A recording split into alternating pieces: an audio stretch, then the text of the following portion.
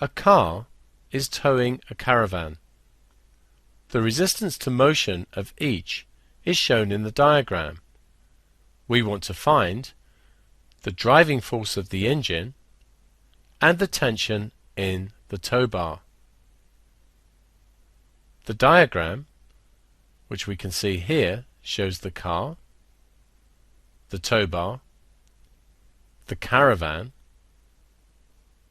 We can see a 350 Newton resistance force acting on the car, which could be caused, for example, by air resistance, a 150 Newton resistance force on the caravan, which likewise might be air resistance.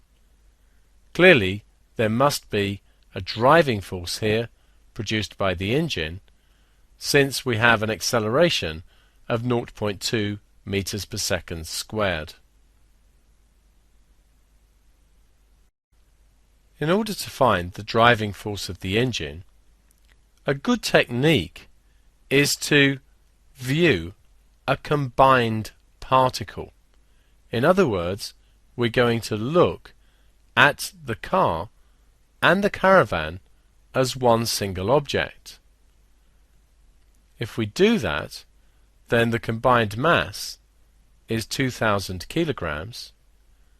The driving force F is here, and the combined resistance 350 plus 150, which is 500 newtons, will act to oppose the motion of the combined particle.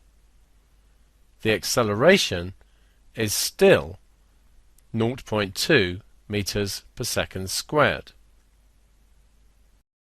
Since we have an accelerating particle, we need to use F equals ma, where we should remember that F is the resultant force acting on the body and is not the same as this F. The resultant force is going to be the driving force of the engine, which is F, take away the 500 newtons resistance force. F pulls this way, 500 pulls this way, so the resultant force on the particle is F minus 500. This has to be equal to the mass times the acceleration, and the mass is 2,000 kilograms, and the acceleration is 0.2 meters per second squared.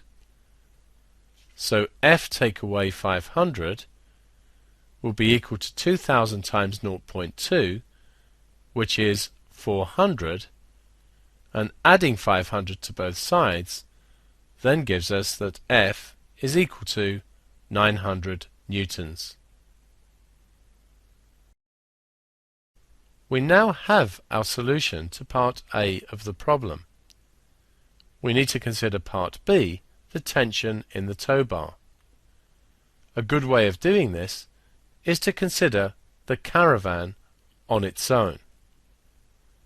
If we draw a diagram of the caravan alone, we know that it has a mass of 800 kilograms.